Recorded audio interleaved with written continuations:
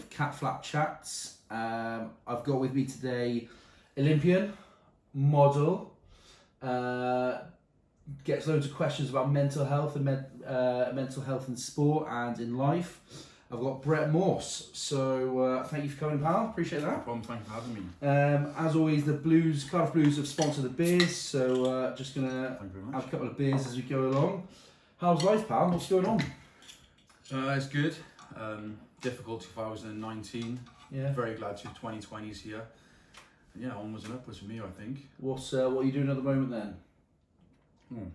I'm recovering from a pec tendon junction rupture. Yeah. Which is a bit of a nightmare. But competing or training? I was training bench pressing. Yeah. Because obviously I didn't train for basically 10 months because I wasn't well. Yeah. And I jumped back in thinking I was as strong and powerful as I used to be. Yeah, yeah. And I wasn't, the tendon just blew. So I'm 11 weeks on to rehab now. Yeah.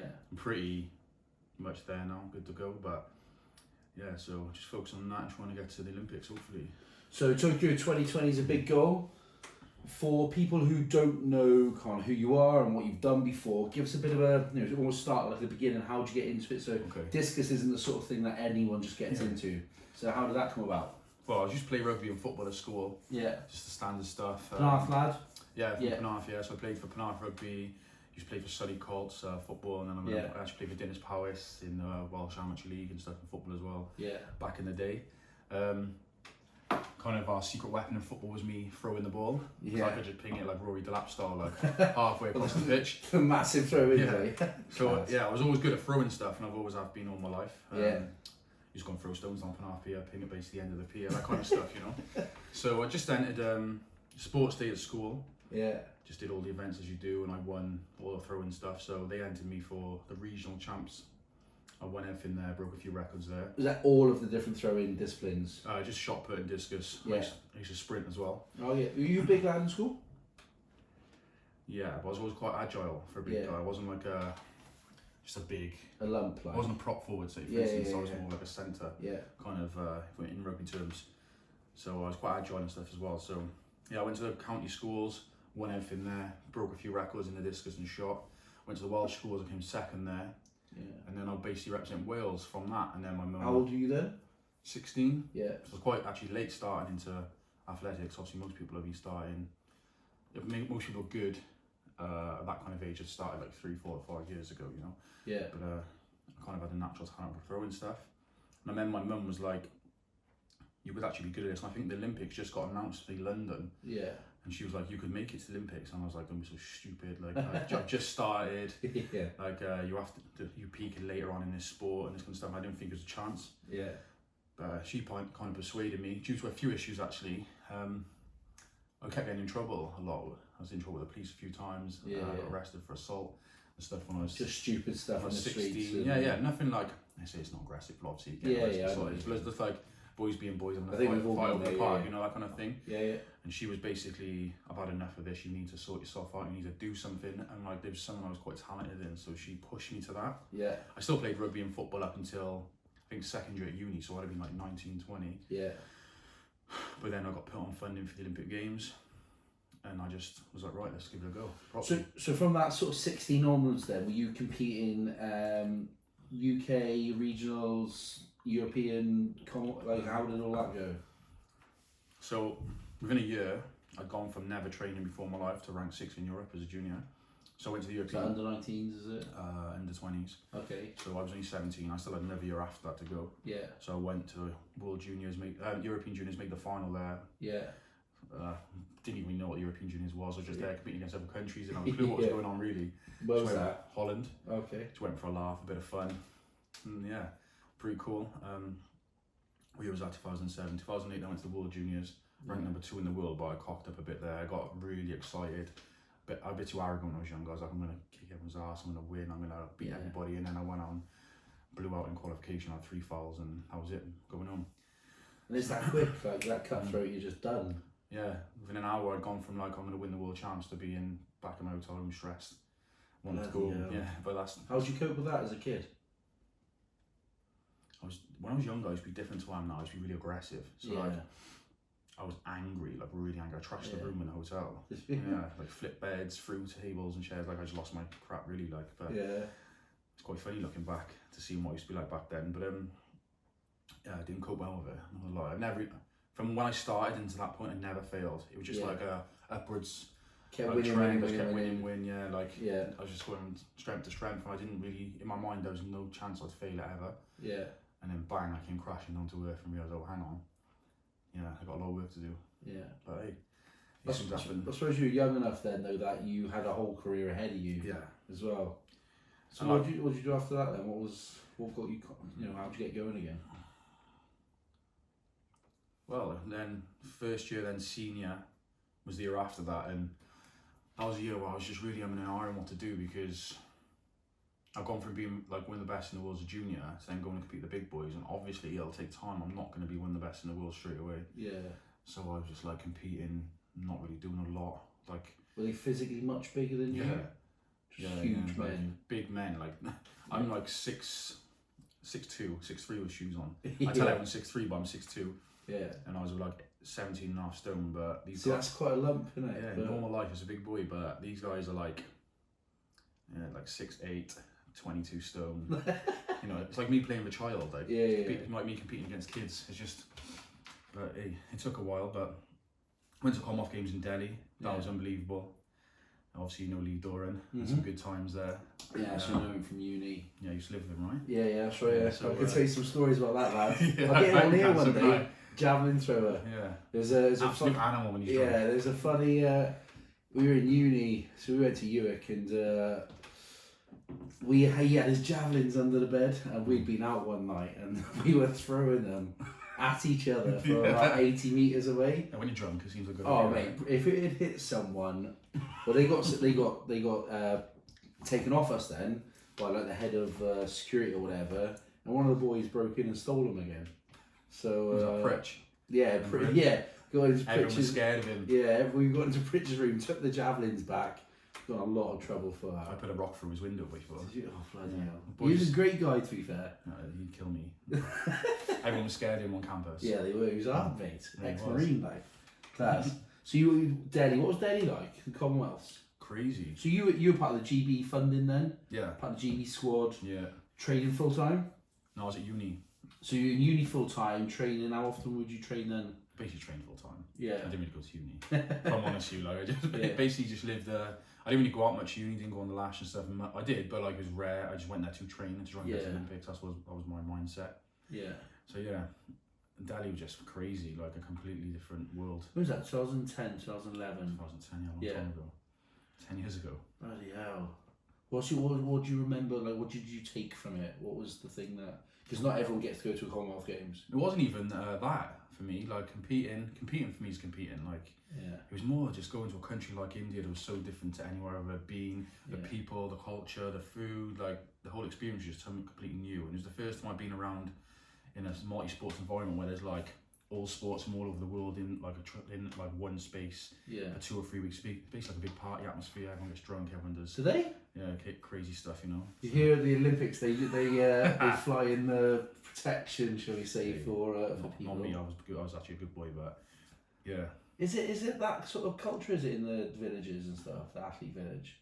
People just out on the piss. I suppose if you finish, you're finished. Yeah, swimmers are actually the worst because they finish in week 1. Yeah. And then week 2 is like all the athletics and other sports, and most sports go on for the whole 2 weeks. But swimmers are done after like 4 or 5 days, and then they're on the lash then for the next 10 days. Yeah, they're bad. I would never have thought that. Yeah.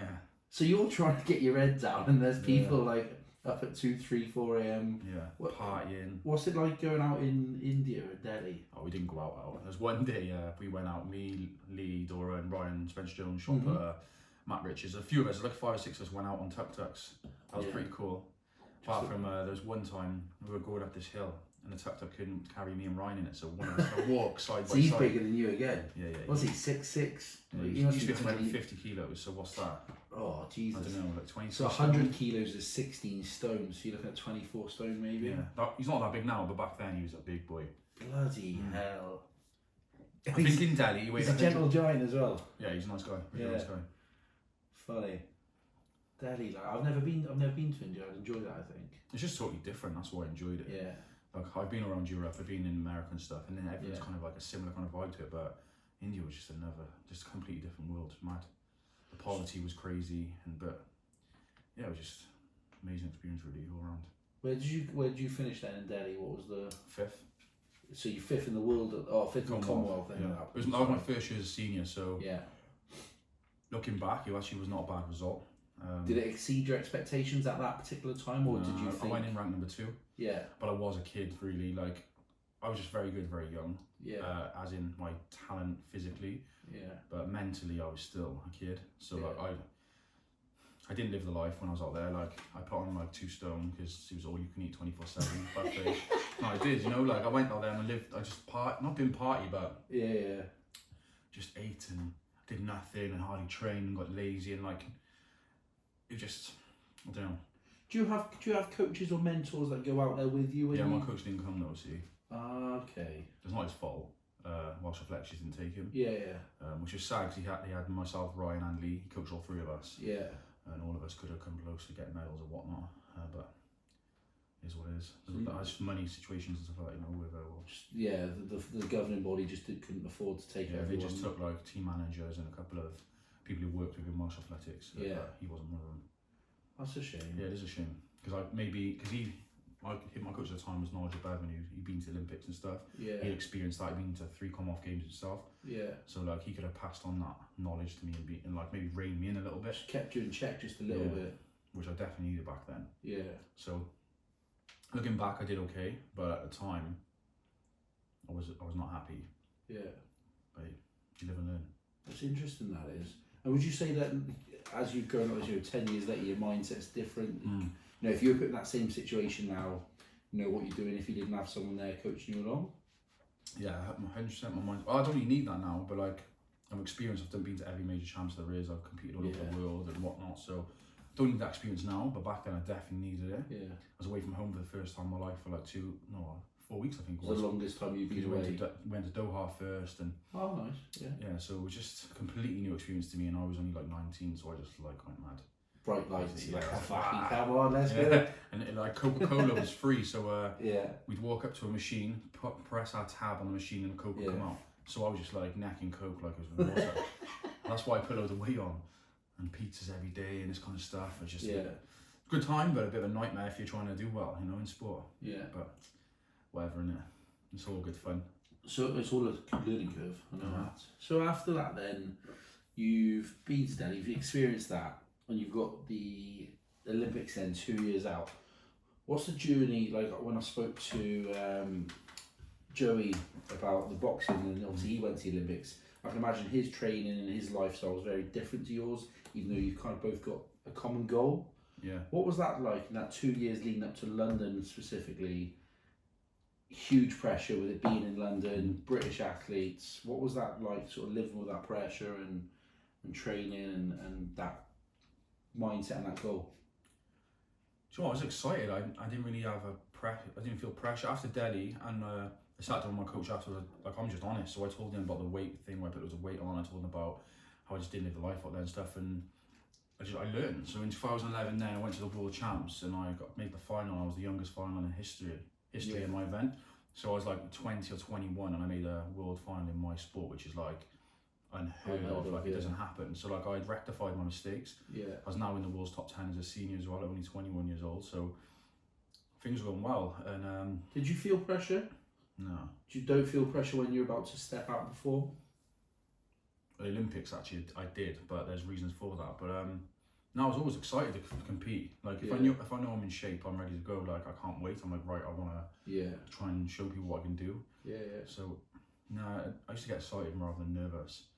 Sometimes I used to be too excited, where like I'd end up cocking up because I'm just buzzing. I need to chill out a little bit. But no, I did well in 2011. Really good the whole year. Like then lived in Sweden before the Olympics 2012. I spent all my time there. Was relocate myself. I was coached by a guy there. Yeah. How long was that for? Basically all year for the Olympics. I came back every now and again. Yeah. Why Sweden?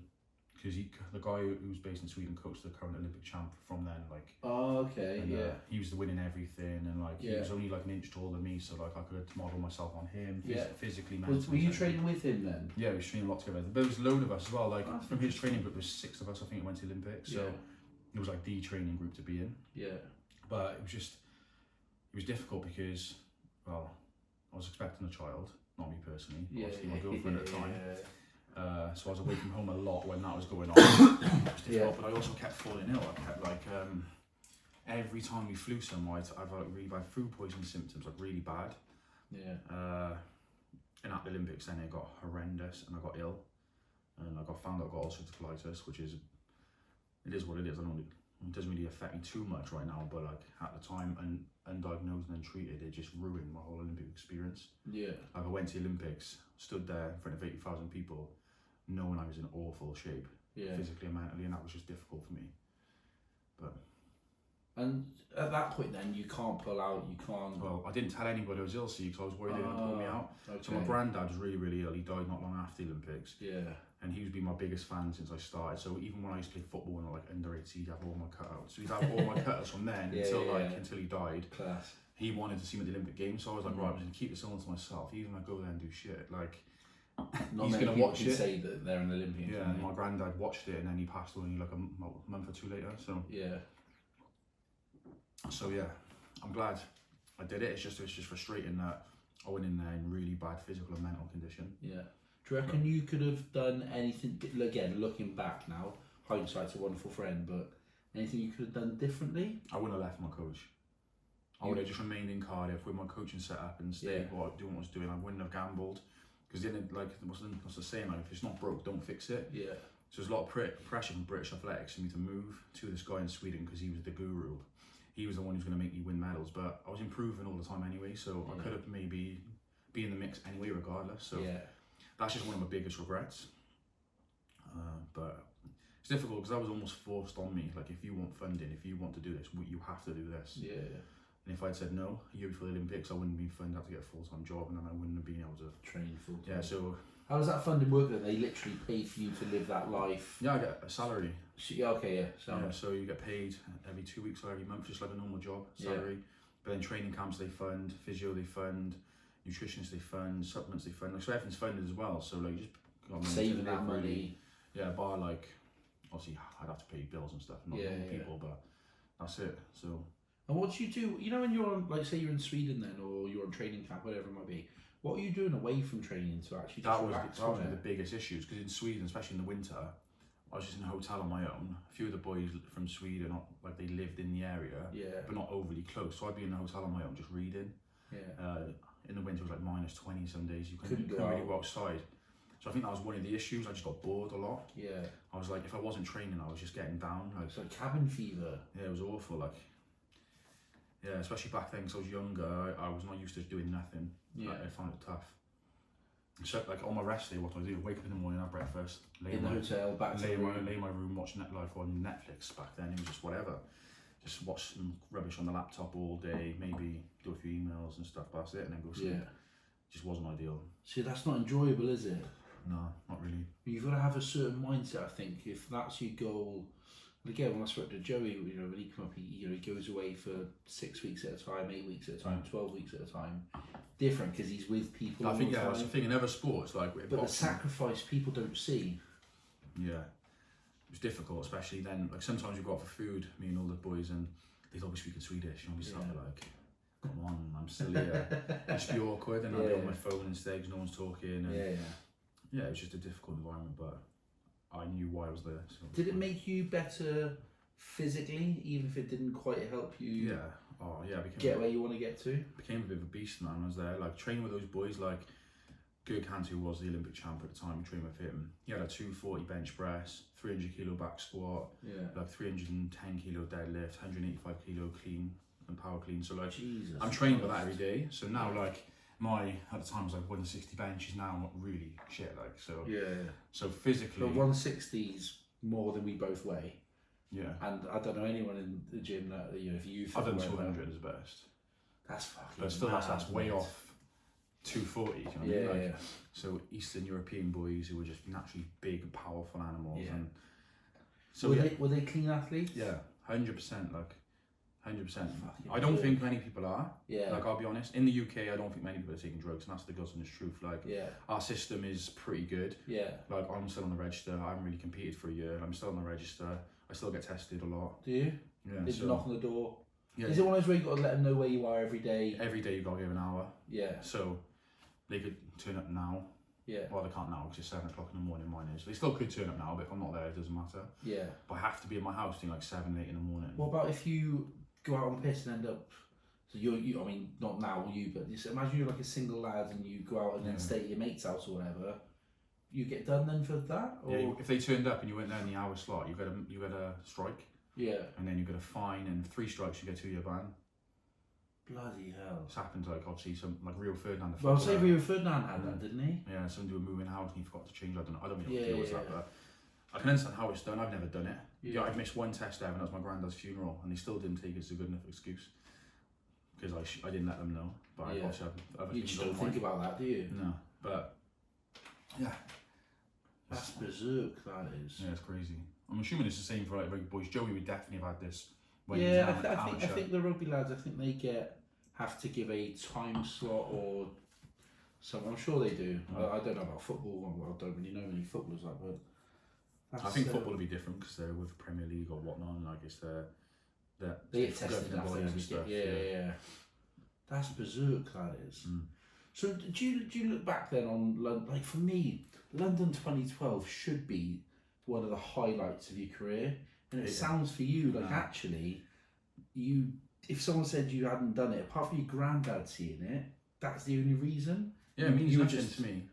That sounds weird. Maybe when I'm in 10 years' time, when I'm not doing sport anymore, my kids are in school telling them like their friends that dad went to the Olympics and stuff. Maybe then I'll be like, oh, actually, it was a big deal. Yeah. But like right now, I just feel like it's nothing. I feel like I've got unfinished business. I feel like I haven't reached my potential, and right now, it's gonna sound stupid, but I feel like my sporting life is a bit of a failure.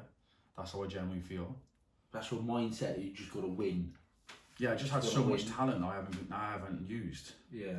Like, when I was young, I was like, obviously the youngest world finalist in history, and I wasn't like a big beast, bigger and more powerful than everyone else, and like early developer. I was just so much quicker and more athletic than people.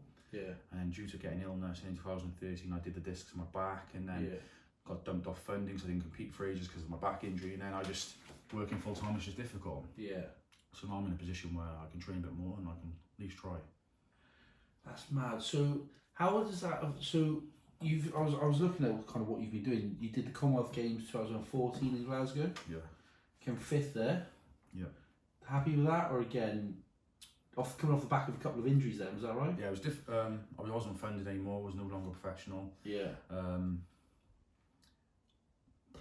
It was one of my better performances in the season as well. So like, I can't say, oh, I screwed up. Like, it was not a bad result, and the level in discus in the Commonwealth is pretty high now. Like in 2010, it wasn't that high, but now it's like world class. Yeah. And it has been in the last few years. So yeah, I can't really argue. 5th was close between 5th and 3rd or 2nd, but yeah, I would obviously like to get a medal, but I can't argue too much of what happened, especially in the first 2 rounds in the final. I hit the cage on both, so yeah.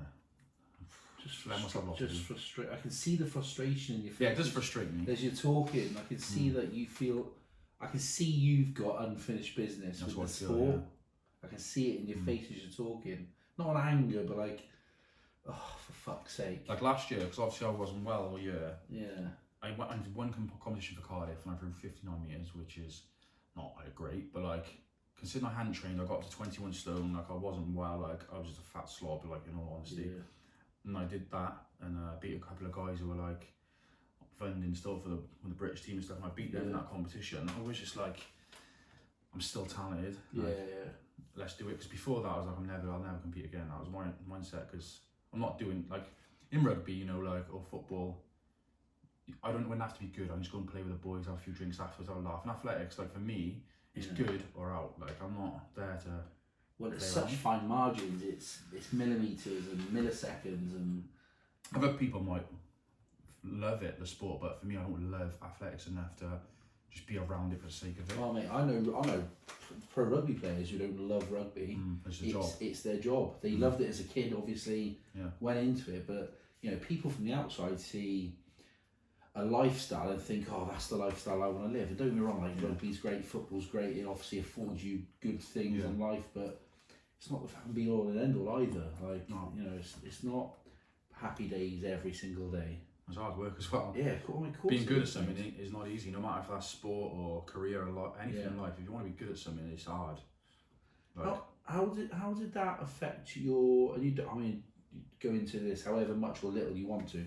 How did it affect your? I can see your frustration. You said, you know, you were a bit of a not, you know, bad kid, just got into scrapes. Yeah. How did it affect you mentally as well? You know, you've said physically you let yourself go a little bit now and again, and injuries didn't play about. What about on that mental side of things? I don't know. Do you get help with that as you're going through? So you get a nutritionist, you get a strength and conditioning, do you get psychologists and? Well, I had access to it, but I never used it. Like I used it a couple of times, but I didn't think it was beneficial because it was psychology around competition, and like that was never really my issue. Like I never used to like get nervous in competitions. I used to just get excited to compete. I couldn't wait. Yeah. But like little things I wish British athletics did. I don't know if they do it now because I've been out of the system for a few years, but like what's next after you get dumped off funding? Like what happens next? Like I was so lucky that like I knew a guy who owned ProMix. The shaker. Yeah, so like I knew him, and he was just like, "Do you want a job? Come and work with marketing and stuff." Yeah, and I was like, class, he was just completely out of the blue, and it was about a month after I found out I was going off funding. So like, I was lucky, but there's many people that get dumped and then they're like, well, now what? I'm stuck because this is my dream. I only really planned for this. Yeah. I know it's stupid, you should have a backup plan, but like when you're young and you're hungry and you're thinking, wrong, I'll be an athlete and do this, do that, and then you are on an upwards curve. Yeah. And all of a sudden, bang, you drop. It's like, oh, now what? But you see that, you hear that with like professional footballers and stuff as well. Like, I think it was like Peter Crouch or whatever was saying the other day, heard something, he was like, they're earning what, 40 grand a week, 50 grand a week. They don't have to work again. They finish football and they're like, fuck, what do I do now? And apparently they've got like the highest rate of divorces after leaving their job. It would surprise me. Because they just don't know what to do with their lives. Yeah. What sort of lifestyle would a professional athlete at that sort of GB level afford you? Like, could you live comfortably, or depends? Do some people still work as well? Not off funding. Like if you were just on funding, like no, you can live. Like, but once you're off, you can't, like, you haven't got savings. You know what I mean? Like you live like a normal job, like a normal 9 to 5, I guess, where you pay out your bills paid every month, and like you maybe I'll save a couple £100. So it's nothing crazy. It's the other stuff like sponsors. So I had a few sponsors, luckily. Competing in Diamond Leagues and Grand Prix events where you can earn money, like that's prize money. Yeah, so I've done a lot of that stuff years ago. So what's that like compared to what we would see at, you know, everyone watches the Olympics, everyone watches the Commonwealth Games. Well, Olympics you don't get prize money. Yeah. Because it's well, I don't really know the ins and outs of it, but like it's meant to be for amateurs. Like it's not, clearly. None of the sports is amateurs, but like that's what it's based on. So you don't actually get prize money for the Olympics, but in World Champs stuff you do. Europeans, I'm not actually sure, but Diamond Leagues and things, you get prize money, it's 10 grand for a win. And they're all over the world, aren't they? Yeah, there's 10 in a season. And do you get, when you were on funding, would they pay for you to go out to these different ones? They paid for you. So like the Diamond League meets themselves will pay for you. Oh, okay. So if you go to Doha or wherever they want you. So like they pay you to fly, food, accommodation, travel. Like you don't have to pay for a penny for anything. Yeah. So like you just go there, earn money, compete, and go home. Like. So it is pretty cool. Like it's cute. Like I've stayed in unbelievable hotels. Like I stayed in a 5-star hotel in Qatar. I had a massive like suite to myself. It was unbelievable for 3 days. Like it's in cool. 3 days off again. Yeah. So it was good. Yeah. That's mad. That is. See, like I don't. Obviously, I've seen you guys in uni training. You know, you see people now and again, but you don't. I like to think I know a little bit, but I didn't know the lifestyle that. That's how it works, you know. You see, everyone watches Usain Bolt, but they don't see what goes in. Usain Bolt's strapped for cash. I think he's. Oh no, probably not. But you just don't see what he has to go through behind the scenes to get to the final, let alone win it and win it three Olympics in a row. Yeah, That's fucking. It blows my mind a little bit. So you've got to the Olympics. you've carried on competing, you've had some injuries, you got into modelling. How did that come about? That was a complete accident. Like, if anyone said to me a few years ago, you're going to model, I'd be like, fuck off. Like, not a chance. It's never been like in my mind to do it. Like, I've never really cared too much about fashion. There's not many big lads like yourselves who aren't washboard 6-pack, and you're obviously good niche. What do you mean? I've got a 6-pack. Well, yeah, but not. No, like I haven't got a 6-pack. Not like Love Island 6-pack. No, I ain't got a 6-pack anyway. So actually, for the Commonwealth Games 2014, I did a photo shoot for Cardiff Life magazine. There was me, Rhys Williams, Gareth Warburton. That might be it actually. We shot in Hawks Essentials. Suits. Yeah. So it was just for Cardiff Life magazine, and then a few years later, I got the pictures and I just posted on Instagram. Yeah. And I actually had quite a few modelling. She's like, "Look, are you interested?" Hashtag model. Yeah, probably.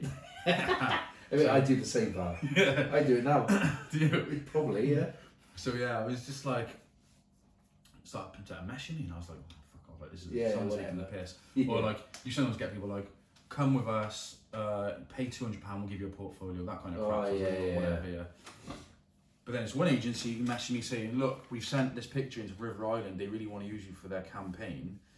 Would you be interested to sign with us so we can get this contract done? And I was like, oh, go on then, let's just see what happens. Yeah. Next thing you know, I've signed the contract with River Island for the campaign. So I just quit my job there and then. Well, pro mix. Yeah, because like it just meant I could work like 2 days a month and be earning much more than I was at Pro Mix, and then I could try and go to the Olympics. I could try this again. Yeah. So that's why I decided to do it. So how long have you been doing that for now? About 2.5 years, but last year was difficult. I didn't do a lot because I wasn't well. Yeah. So like last year, I was meant to go to Bermuda to do a job worth a lot of money. Day before, I rang up, kicking off, saying I can't go. I'm scared to get on a plane. Like I'm gonna die. Like it was just crazy, really. So they took me off the books for ages until I sorted myself out. Like I asked them to, because I was just losing my mind. Yeah. What was that about then? Just I don't know. Life. I don't know. Mental health. Yeah, it's mental health, but I don't know. I still like this is what stresses me out. I don't know what the issue was. Yeah. So I was working. Have you been to see people about that then? Have you asked for help? Yeah, I've asked for help. I'm taking medication now, which is not ideal. I don't really want to be doing that, but so I just a Burton with modelling for the day. I was there for 2 days, laughing and joking with the one. A bit tired because like I've been working a lot. So I remember did a camping for Riverline. It was like 3 days. Then I flew to Germany and did a job there for 2 days, and I flew back and did Burton for 2 days. And I was competing because it was like right at the end of the summer. Yeah. So I was just like everywhere, living out of bags. I was tired. Yeah. So I wasn't feeling great for a few days. Just got run down. I just thought I was tired. And then towards the end of the day, I'm starting to laugh and joke with a woman who booked me about something. And then next thing you know, I blacked out. Like I was blacked out. I don't remember too much apart from like I was on the floor. I jumped up and just ran. Yeah. I had a panic attack. But like I thought I was having a heart attack. It was so weird. Like looking back now, it's just so surreal. Like it's strange. But the ambulance came, took me to hospital, did loads of tests, and they're like, "There's nothing wrong with you. I had a panic attack." But I was just like, I don't get how I had a panic attack. So I was laughing, and I wasn't any sort of like I wasn't under any threat. I was no stress. I wasn't anxious. I felt tired. That was it. Yeah, yeah. I drank a lot of coffee in the day, so I kept saying, "I'm tired. Like I feel sleepy." But that was it, really. And then I kept having them every day for 6 months. Like honestly, horrendous. Jesus. Yeah, real bad. I was scared. Like there was one point I wouldn't leave my house for like a month. I was scared to leave my house. I thought if I left my house, I'd die. I just wasted all my money on private medical stuff because I was like, I need a brain scan. No, I need a brain scan now. So I'll go and get a brain scan. The worst straight away. Yeah. When I was like, I need a heart screening now. I need a proper heart screening. When I got one there and then paid for it. Like, so all the money I'd earned from modelling for like the last 18 months just gone because I'd bonded up for private healthcare and stuff. Yeah. Weird. But as soon as I got all my results back, there was nothing wrong with me. Gone.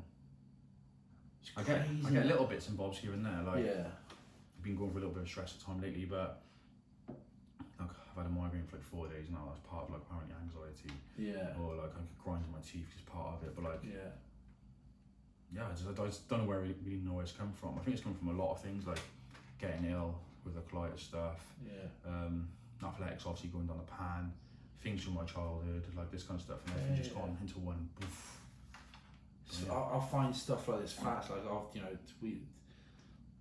we've all had our ups and downs in life, and there's always something that's worse. But I find it fascinating when you meet people, especially professional athletes, whose mindset is so driven to win that actually they're so susceptible sometimes to just completely breaking down as well. Yeah.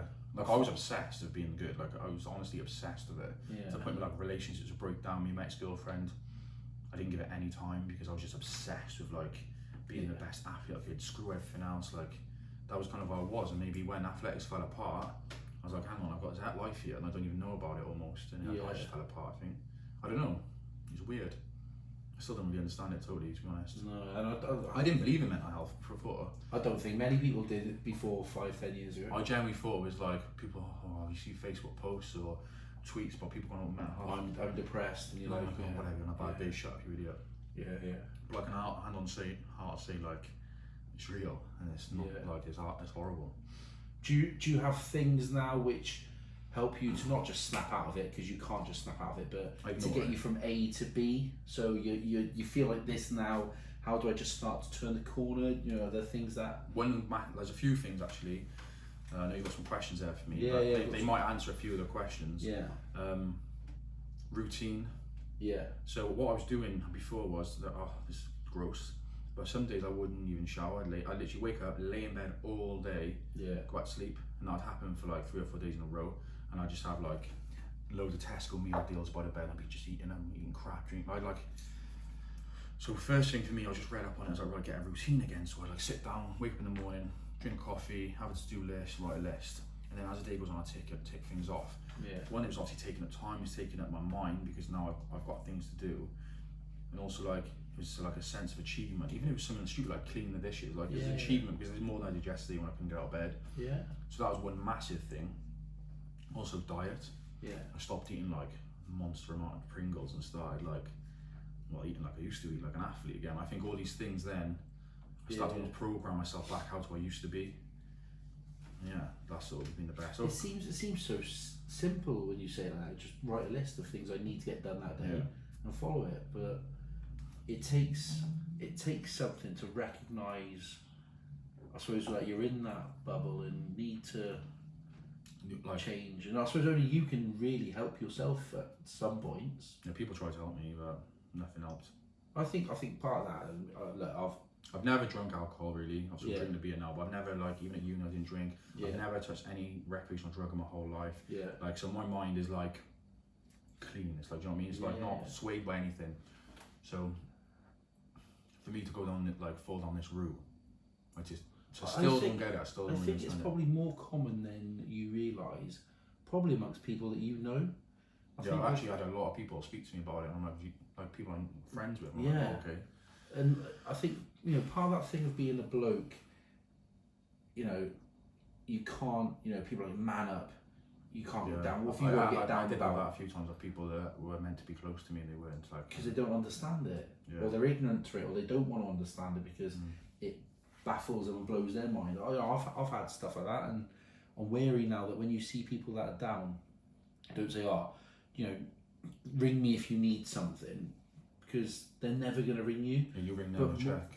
Or like, I've made food, come over and have some, or I'm going so-and-so, do you want to come?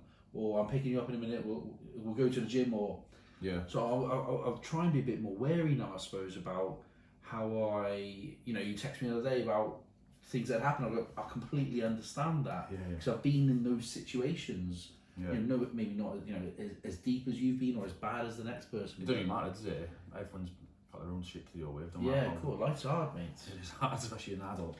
Wish I was back in school. It's so much easier then. Yeah, fucking hell. Just cheeking teachers, and that was about it. That's like literally my life back then. Yeah, I can imagine, mate. I can imagine. So you back on modelling now, back on the straight and narrow of that, and doing jobs. I see you did some stuff at Levi's as well. Some big brands you've done it for. Yeah, I've done some big stuff. If I think about it, I'm like, how the hell has this happened? Yeah. So I was the first ever bigger guy to shoot with Levi's ever. What do they call it? Like plus size then, or? No, I'm not plus size. I'm big and tall. Okay, but yeah. Because obviously. Just your build. Yeah. Because you're still slim for a massive guy as well. Yeah, people say that when I turn up to jobs, they're like, "Oh, you're smaller than I thought." Yeah. But yeah, and obviously stereotypically that kind of modelling is big, but I'm not big. Yeah. I'm a big guy, I've got a 50-inch chest and stuff, but I'm not. You're still in shape. No, I'm not in shape, but. Well, I've seen you play 5-side. Still back in the day. A bit nimble. Yeah, not now. That's right. Someone asked me to do 5-a-side yesterday. I was like, no chance. I did some boxing this morning. Yeah. In Olympia gym in Ely, and that was hard work. Mate, I hadn't trained for about 4 or 5 months, and this week I got back into it. And I did legs on Monday. My hamstrings are so bad now. Wednesday I played 5-a-side for the first time in about a month. Leckwith. Goal, yeah. So it's like a corporate one. So it's like all different people who work. It's not against another team. It's basically 10 lads. Different people play every week. Just do whatever 10 can make it. 2 teams just play against each other for an hour. So it's competitive, but I hadn't run for a while. And the last, you can see, like, I was wearing one of those My Zone heart rate monitors. Oh, yeah. And you can see it's going up and up and up, and it was red for the last, like... It's like, stop now. Yeah, but then, like, you can see the last 2 or 3 minutes, I'm just walking, like, I'm done. Back down to resting. My engine had blown, like, my gas had blown, but it was, it's tough getting back into it. Yeah. I like what you say about the routine. I think something I would take away from that is the routine part. I have had times where I haven't had a routine. It messes me up completely, like, it really does. So do you still do that now, even if it's not writing it down in a to-do list every day? Right now, no, because, like, my life's just gone boom and up in the air, but, like, yeah, I was. Like, I know what I'm doing day to day. Yeah. Like, I haven't got a set routine where, like, I could tell you this, like, next Tuesday what I'm doing. Okay. Whereas previously I could. Back on the books over the modelling? Yeah, everything's, like... Training full-time where you can? Trying, yeah. So what's next then for you then? You got Tokyo 2020? Well, let's hope so. It's going to be tough. Like, I'm under no illusions to be really hard. Like, I didn't train for a year. I got really out of shape. Yeah. And then I've had, like, the pec tendon rupture because I've tried to push it. And yeah. I'm just hoping, like, muscle memory kicks in. Like, I'm physically not bad. Like, I'm in pretty good condition. Yeah. I'm pretty strong. Like, I was lifting today and I'm pretty strong. I'm getting more agile every day. When's the season start? Like April, May. So what's the qualifying process for you for Tokyo? Hit a distance. Yeah. Come top 2 at the trials, then it's guaranteed. Come top 3 and you hit standard, you're basically guaranteed as well. When's the trials? Late July, early August. Probably. Oh, so you've got a bit of time. Yeah, ages, yeah. So you've got a few months competing and then go to the trials. So I'm making up for, like, a lot of lost time. Yeah. Like, it's going to be tough. I was on course before I did the pec, but yeah, we'll see. I'm going to try. If I don't make it, I don't make it. It's like, it's not my job anymore, but I would just like to. I feel that you've got this unfinished business that even if you just get there, you'd get there in probably a much more... If I get there, I'll do better than I did last time, 100%, when I was a professional. But even if you didn't, you go in there with a different mindset this time. Yeah. You're not going there with this, I was one of the best kids in the world, I'm finalist, I'm this and I'm that. Actually, I'm kind of starting from scratch. Yeah. So it sounds like just appreciate, if you get there, you appreciate it all. Yeah, well, that's one thing I've noticed as well. Like, when I do things now, so if I go to a job abroad, I like, rather than just get off the plane, go to a hotel, go to work, go back to the hotel, go fly back.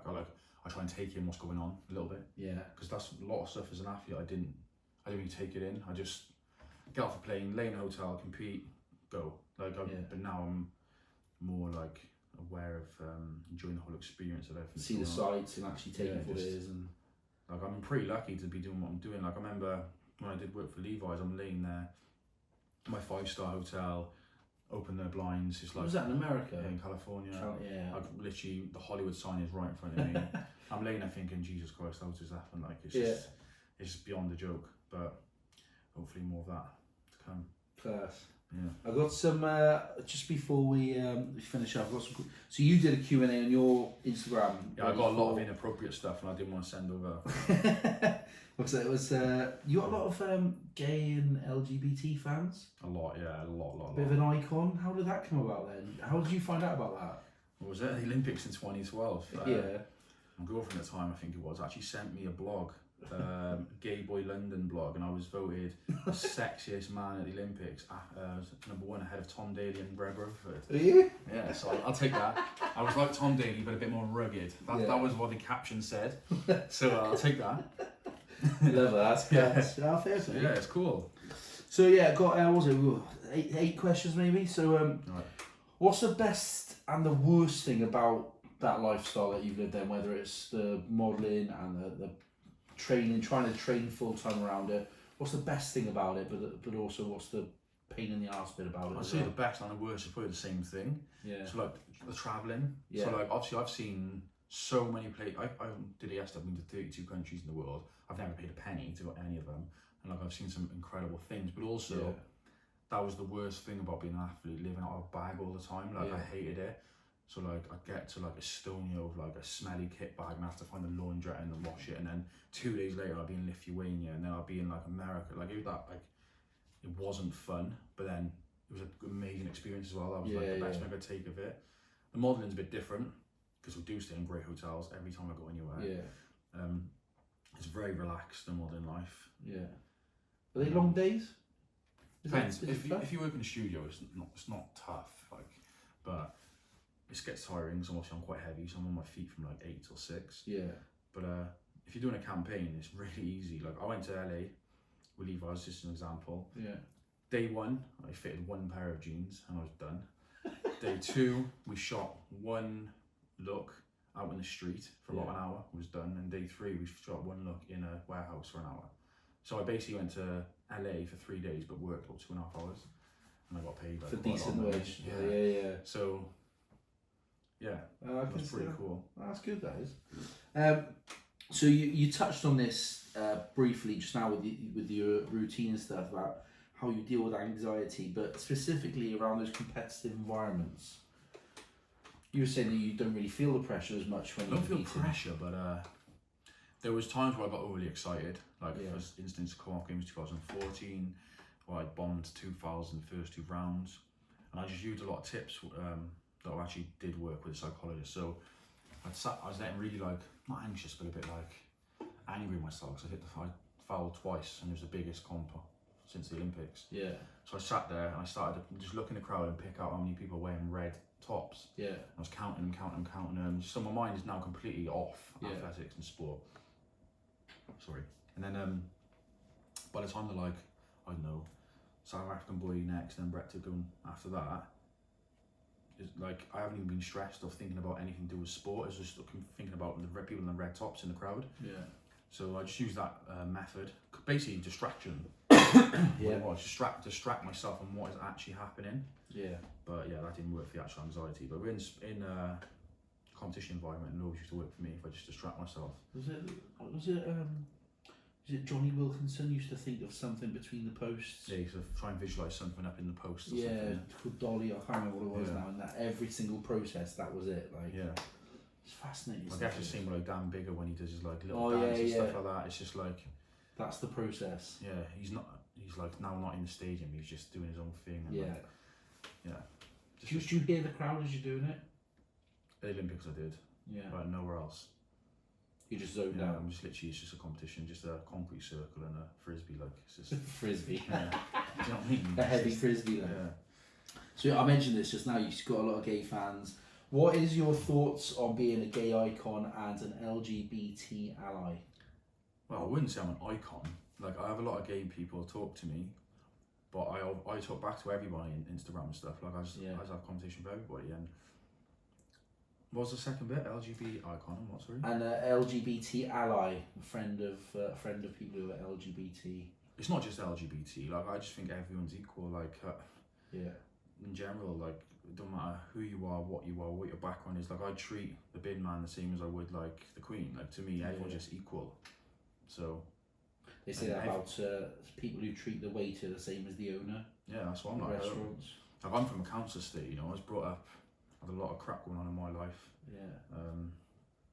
As a kid, I won't really go into much, but like. Yeah, of course. Yeah, like. Gives you a level grounding, I think. Yeah, I'm just like a normal person when I'm surrounded by normal people, then. Yeah. Yeah, just to me, everyone's the same. Like, we're just human beings. We're all going to be dead one day. Yeah, so. Come in with nothing, we leave with nothing. Exactly. So. Exactly. Sorry if I went a bit. Grim at the end. Mate, I like it. So,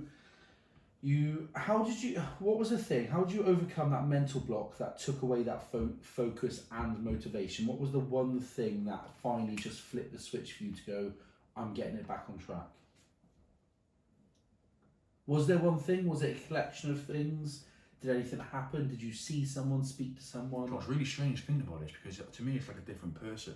Yeah. Like I'm thinking, I was like this time last year I was at my very worst, like horrendous. Like I'll be honest, like I had a lot of suicidal thoughts. Like I had a lot of times where like I was like, I'm not gonna make it for the day, and that's why I generally like. I didn't know why. I'd sit there thinking, why are you feeling like this? But I couldn't like. Actually, one thing that really helped was Tyson Fury. Like because I watched a lot of his stuff because it was when he was really coming out of bio, so I was watching a lot of his stuff on YouTube when he's getting interviewed by all sorts of interviews. The Joe Rogan interview, that was really good. Really good, yeah. So when he just, cause like obviously he was on top of the world, worth millions and millions. Like he realised his lifelong dream, but he still couldn't hold it together. So it made me almost feel like, I don't know, like I'm not too big for this. I'm not too big. I don't know. And then, but I saw him also then prepping for his fights. I think it was against Pianetta or something, or it might have been just before the Wilder fight. But like, I was like, he was there. He was exactly where it was. There was 25 stone. And he was talking about when he was just running down the street in America crying, but he didn't know why. Like in the middle of the day, just running. It's mad, isn't it? But like I wasn't crying, but like I've been there. So I was thinking like if he can be there, and now he's fighting for a world title or just about to. I think it was just when the Wilder fight got announced. So I was like, I can do this. Yeah. That, and I actually messaged him on Instagram, on Twitter, and he replied, which I thought was pretty cool. But yeah, that was like a big thing. Although my symptoms were still there, because I'll be honest, like I don't think it just goes away though. You don't just cure it like a cold. Yeah. Or whatever. But the big thing for me was when I got a brain scan result back. If I'm honest, like when that came, sorry, playing footy and when I got the brain scan result back and it came back clear, I was convinced it was going to come back with something. So I was getting horrendous headaches day in day out. Like I was having like moments where I'd be like having twitches and like my eye be going funny and like I was like I'm dying, like I've got a brain tumour. You go on Google, you start looking at Google and you like list up, you sort of look at all these symptoms and you're like, I'm dead. Like I'm basically dead already. So when it came back fine, I was like, it's mental. Oh, hang on a minute. So I was scared to go to the gym. I was scared to play five-a-side. I was scared to go out with my friends. But now I'm like, all right, I'm safe. I know I'm actually physically safe. So let's try. Yeah. But so as soon as that happened and I started to try and I realised, oh, hang on, I'm deadlifting really heavy and I'm getting out of breath and getting a bit dizzy, but that's normal. Like I started to realise that it's normal. And the sensations just wasn't intense anymore. I find it fascinating, mate. I find it weird, but well, you've lived it, I suppose. So, I mean, I just don't recognise the person a year ago. I don't recognise it. I see the pictures. I posted a picture on Instagram of me when I was really bad and I was really big, and it's not even like I'm really fat, but it's the eyes. Like I'm just dead. It's weird, like to look at. Yeah. But at least you know that's where you've come from, so that you can recognise it, and you've got your processes in place now in order to take you back. I don't think I'll ever get there again, but then I never thought I'd be there in the first place. So I seem to keep doing what I'm doing. And I think you've learned a lot, and the knowledge is. I'm a better person for it, 100%. Yeah, that's good.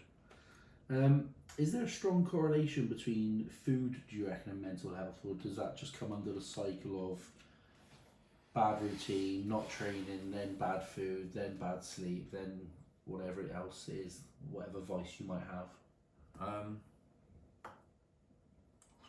It's tough because when I started to get and struggle, I was eating amazing because I was actually trying to lose weight. Yeah. So I was eating really good, like really clean. But when I did notice, like as soon as I started to get ill, I started to just binge eating. I was eating rubbish all the time. Yeah. Like I was just getting worse and worse. But then like I feel so like lethargic and no energy. I feel like I need sugar. I need something. Yeah. I load myself up and then I feel shit. I need to feel worse. So I'd have to have more. And then like that's what I felt. Because I knew if in the past in training I felt a bit like dizzy or a bit lethargic, I chucked some Haribo on my neck. I'm good. But like I don't know, 3 kilos of Haribo and I was like still feeling shit. So I was like, what's going on? So yeah, I definitely say it's got a correlation. Like I haven't really looked too much into the science behind it, but I definitely say it's got some sort of correlation. Yeah, for sure. Because you eat good, you feel better. Yeah, like you just feel better, even physically. You know, when you're on a diet, you might be like, oh, for God's sake, this is hard work, but you feel just more healthy yourself. Like just because even if it's just a placebo, like that's how you feel. So I definitely say there's some sort of correlation. Yeah. Okay. Has putting on weight affected your modelling at all? But I think you've answered that already. Well, the thing, like, for me, the bigger I am is not an issue. Because as long as I'm XL clothing or above, that's fine. Yeah. So actually there was an issue when I tried really hard getting really good condition again. there was an issue with Rear Island. They were like, we think you might be too small. So I had to go to London and like shape myself up, and I was a little bit too small, so I had to go and eat. Like I had to eat McDonald's and stuff for like a week. Just to fit in the clothes, because like I'm probably a natural large. Yeah. And I need to be an XL or double XL, so like it's fine. Like it's smash your calories. Putting weight on was like not an issue at all. Like, so it's because you're now back training with it as well. You're putting weight on in a good way. Yeah. Well, I'm lighter now. I'm not like just over 18 stone. Yeah. So I was 21. So, fat mess. Fair play. I should say fat mess. That's not the right word for people with 21 stone. Just for me and my body shape, it wasn't right. But it's also how you felt at the time when you were that as well. Do you know what? Like I'd walk up my stairs in the house and I'd be tired. Like and I'd be like, oh. And like it's like me normally, mate. Yeah, that's what I mean now as well. But like I'm a qualified PT, so like I cover some shifts sometimes with people in the local leisure centre. I'd walk like 20 minutes to the gym and I'd just have to sit down for like 20 minutes. I'd be sweating and I'd be like, this is really bad. It's not even on. Most of it's downhill. It's just not enjoyable. Yeah, I was like, no, I can't live like this. Yeah. Crazy, man. Best way to combat, mate. I'm interested in this. Best way to combat muscle soreness. If you haven't trained for ages, you're back in the gym, you know you're going to get DOMs. How do you slow it up? So if you've already got DOMs, or like if you just killed yourself and you know it's coming? Both. Killed yourself in the gym, you know it's going to come in the day or two's time. So recovery stuff like warming down is pretty important, like just stretch. Yeah. Get on the bike maybe 10 minutes, or get like lactic acid and moving around and get the blood flowing a little bit. Obviously recovery shakes are important, sleep, Epsom salts, this kind of stuff. But one thing I know, like for me, was really helpful when I was training in Sweden, this is what everyone used to do. After a huge training session, the morning after, we go and do a recovery morning. So we just go and sit on the bike for half an hour and stretch. Yeah. And that just gets everything flowing on the body and stuff. And that seemed to make a huge difference. And in the evening, we could train again. Like we'd still be sore, but it's like nowhere near what it was. So for me, when I'm sore, do something. Actually do something. Yeah. The worst thing you can do is like sit around and you stiffen up. And you get tired. I've done for a couple of days. Yeah, recovery. Like you want it, you want it, don't you? Like I want to do it. But when you're like a full-time athlete and your job is to train every day, you just haven't got that luxury, you can't. So, yeah. Just ice baths? Do you ever dabble them? Yeah, there was some sort of research about that, like you want, do you know when like you train hard, you rip muscle, you want the inflammation in the muscle, because it helps you to grow muscle basically. So there was some sort of research on it a few years ago that when you go an ice bath, it reduces the inflammation, which takes the blood away from, which then like doesn't give you like as good as effect for training. So like you might not put on as much muscle, or your strength gains from the session might not be as good. There might be something to counteract that now. Some sort of, I just remember reading a paper on it about 4 years ago. Oh, I didn't know that. Yeah, so you've gone over this already. So I'll ask it, but it was about your daily routine. What is it? How has it helped you physically, mentally? So what's a day look like for you at the moment? Now you're about to kick in training again for. So I'll just tell you what I did today. Yeah. I woke up. We had 60 grams of oats. 2 bananas, 5 eggs. And then went to the gym. Yeah, it's because I was going to do cardio and some conditioning stuff this morning. Yeah. So I went to the gym, did some boxing, did some rehab, because obviously I'm rehabbing the pec, which took about an hour and a half. Yeah. Then went and had chicken, rice. Then I went and actually did a proper lifting session. I was shaking arm here. So I'm trying to lose weight, so I'm not trying to eat too much. Yeah. But I don't know, I've had something else in between. I've eaten something else as well. How many calories do you reckon you're burning in your sessions? Oh, I don't know. I eat about 3,000 a day. Okay. Which isn't very high. Not for someone who's in a power sport. But then that's partly as well because of my ulcerative colitis. I can't eat too much because it'll make me ill. So like, I tried to eat like 4,000 before, and like I just get ill. Yeah. Like I start to struggle. You just know your body then. Yeah. So I gotta be careful what I eat. Yeah. So, yeah, probably. I don't know how much I burn in the session. I'd be interested to look at that in the lifting session stuff. Depends because you can get those the bottom heart rate ones where you put in your body fat, your weight, your muscle mass, your BMI, everything it asks for, and it can then tell you how many calories you've burned. Yeah, so when I train like I train pretty intense and like I do it properly. I don't just go in the gym, faff around, take some selfies and stuff. You know, I love that on Instagram. You know, like I work, so it'd be interesting to see actually. Maybe I'll look into that. Yeah, get one.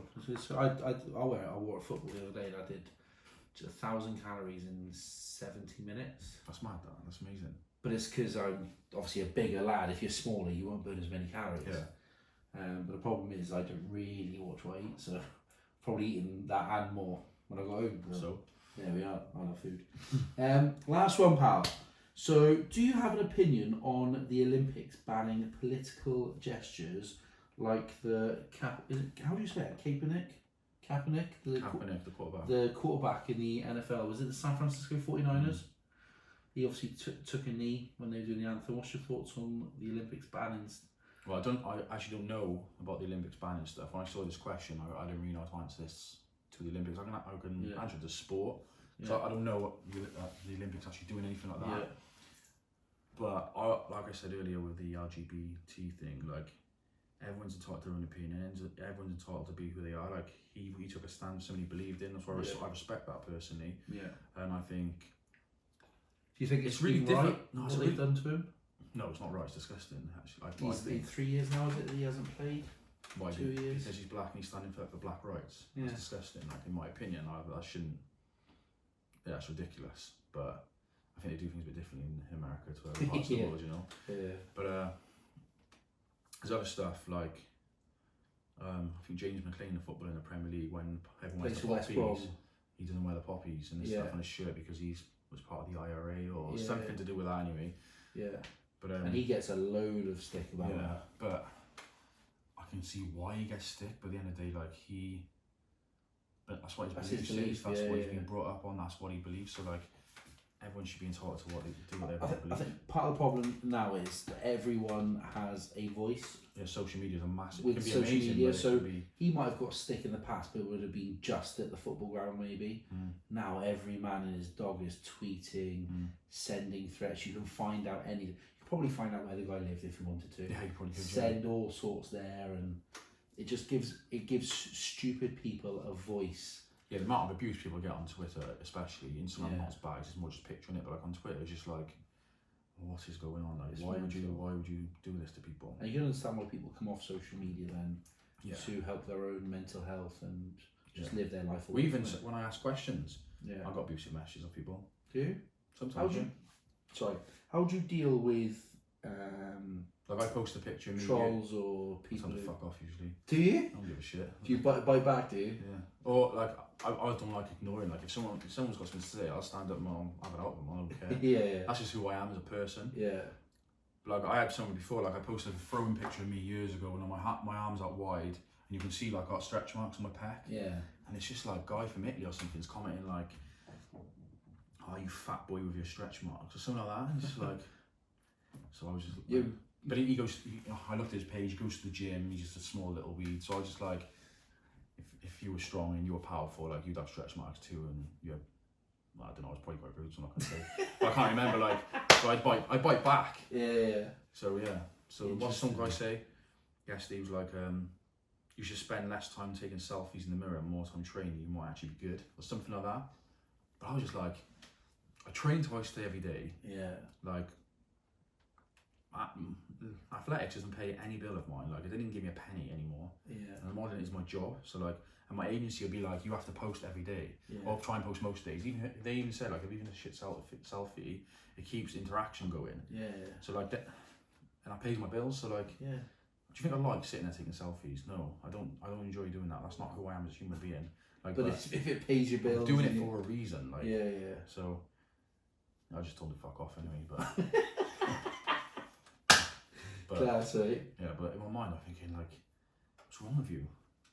It amazes me that people find they're comfortable enough to just tell you what are you doing. Yeah. And I'm like, what the fuck? But he wouldn't in the street, would they? Like if I walk past in the street when I'm like standing over him much bigger than me, he wouldn't come and stop taking selfies because I just play headbutt him. But, you know what I mean? Like, well, I might not do that, but maybe 10 years ago. Yeah, I don't know. Social media just gives people who, because you don't know who they are and you'll never know who they are, they can say what they want to, who they want. And lots of them don't even have pictures or real names. That's proper cowards. Yeah, like if you're going to talk shit as you, not someone else. Yeah.